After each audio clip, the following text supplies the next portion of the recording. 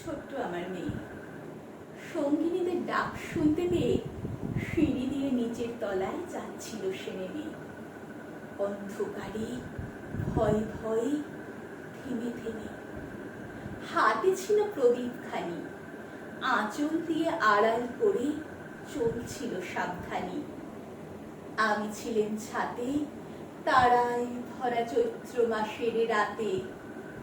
হঠাৎ মেয়ের কান্না শুনে উঠে দেখতে গেলেন ছুটে। সিঁড়ির মধ্যে যেতে যেতে প্রদীপটা তার নিভে গেছে বাতাসেতে। সুধাই তারে, কি হয়েছে বামি? সে কেঁদে কয় নিচে থেকে, হারিয়ে গেছি আমি। তারায় ভরা চৈত্র মাসের রাতে ফিরে গিয়ে ছাতে মনে হলো আকাশ পানে চেয়ে আমার বামির মতোই যেন অমনি কি এক মেয়ে। নীলাম্বরের আঁচলখানি ঘিরে দীপশিখাটি বাঁচিয়ে একা চলছে ধীরে ধীরে। নিত্য যদি আলো যদি হঠাৎ যেত থামে, আকাশ জুড়ে উঠত কেঁদে, হারিয়ে গেছি আমি।